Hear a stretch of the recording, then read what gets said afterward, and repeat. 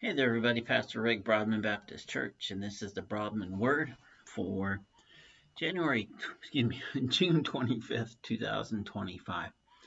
And today I'm talking to you about loving others, but more specifically, loving each other, loving others in a way that you might not always think about it.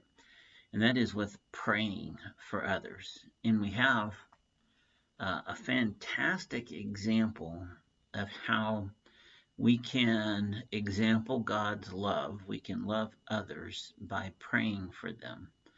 And that example exists in the book of Samuel, where we have a situation where the folks have decided that they want a king.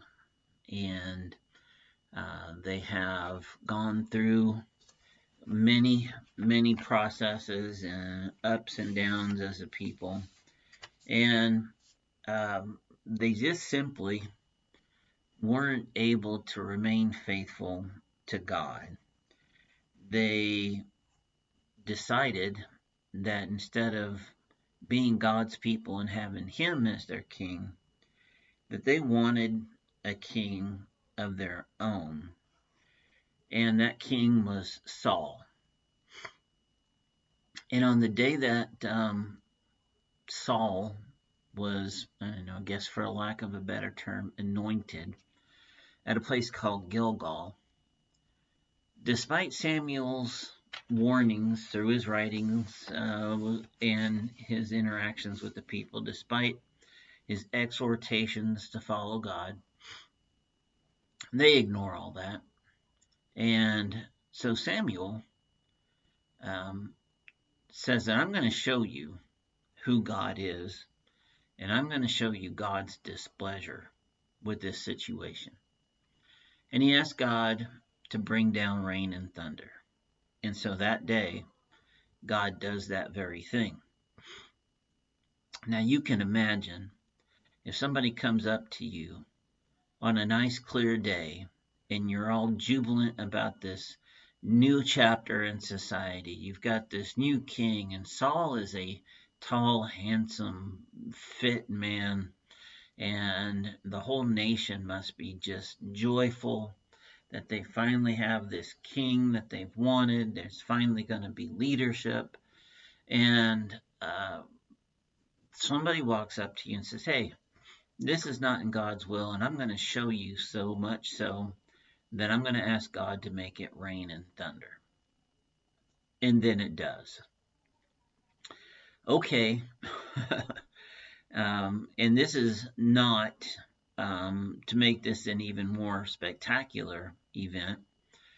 This is not the time of year where this area would have normally had storms. In fact, it was the dry season. So we've got a named event out of season happening in the name of God, called down by Samuel to show God's displeasure with them having selected Saul to be their king. Can you imagine the scene? Can you imagine the worry, the guilt, the strife that must have been going on? I bet there was some finger pointing. Hey, this is your fault. You wanted a king. No, you wanted a king. No, you did. But what do? They call out to Saul and say, help us. And so here we have a classic moment. Saul's been telling these people all along that this was not the right thing to do. But they ignored him in their ignorance, in their pridefulness, in their blindness to see past the worldly traditions that they've always known with kings and rulers, to see the truth of God and who God is and who God could be to them as their king. Despite all of that, they still call out to Samuel for help. And here Samuel has every right to say, no, I already told you about this. Now you have to deal with God. This is on you. You want this to be okay now? You figure it out. or the classic "I told you so" or anything like that. But what does he do? In 1 Samuel chapter 12, verse 23, we see the ultimate example of loving other people by praying for them, and thus, in so doing, honoring God. So here we go. In verse 23,